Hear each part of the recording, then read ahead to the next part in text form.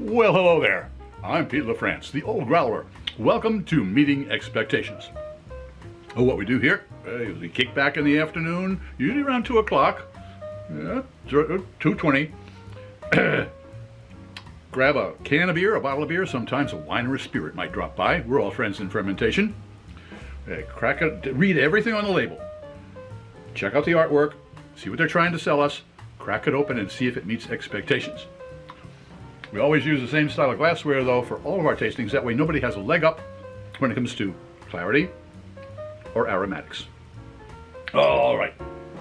What do we got today from the folks at Southern Tier Brewing Company? It is their Caramel Pumking Imperial Pumpkin Ale. Okay, they make just about anything into an ale these days. And so apparently they've grabbed onto the pumpkin here, which means pumpkin spices as far as I'm concerned: nutmeg, cinnamon, and cloves. Pumpkin does not make it. You can make a beer with it, yes, and of course George Washington's pumpkin beer is very, very famous. However, but I don't think it had much flavor to it.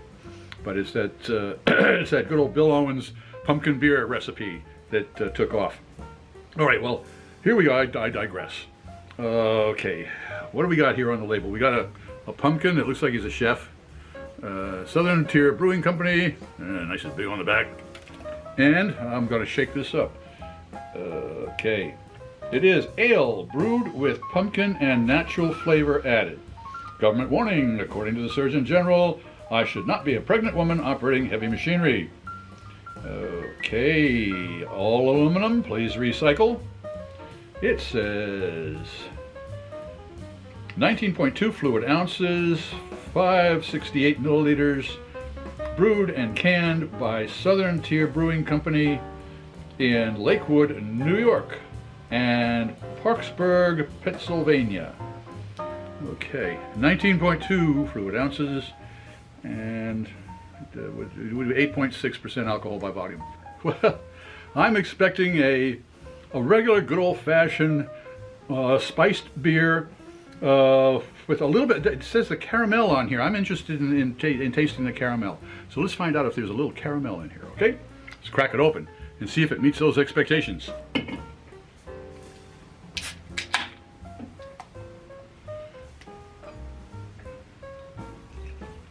Oh, nice and clear.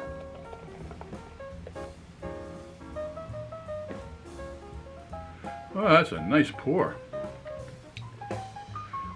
Good looking color, nice carbonation. Wow. All right, well, it certainly looks the part. Let's see if it tastes the part. Cheers.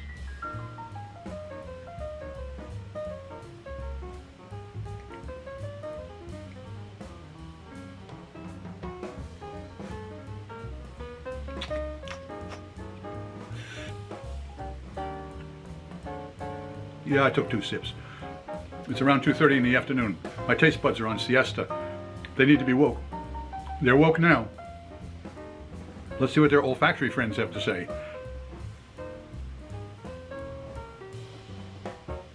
There's not much of an aroma on that. It doesn't give it away.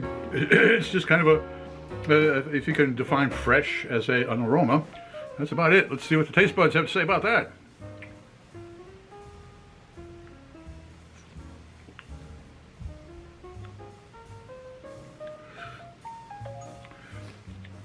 My thoughts exactly. Ding. It's a spiced beer, all right. But the caramel in there, I'm getting an awful lot. The spices, I'm not getting it all. But boy, this is like chewing on one of those nice caramels. Sweet. And yet, on the top of the tongue, then running around, there is a dryness that compensates for that sweetness. It's a nice balance. I'm surprised. First of all, the caramel flavor that they got out of the malt there, that's interesting. But the balance on the hops, with that just dryness flavor of the hops, it's not a citric, and it's not an orange or a grapefruit or a lemon. It's just a slight little tang that sits on top of it that's just nice. So this is I tell you, I'm impressed because I'm impressed. this was really a surprise. So does it meet expectations? It certainly does. So that means it's more than a 3. I'm gonna move it up to a 3. It's not the. Ooh, it's close to the Elixir of the Gods, but not quite. So I'm gonna go to a 4.6, 4.7. Yeah, 4.7. If you enjoyed this presentation, please click on the subscribe button and the bell. That way you won't miss any of our presentations. A thumbs up would be great. Share us with your friends, and a comment would be really appreciated. I'm the old growler, Pete LaFrance, hoping all of your beers meet expectations.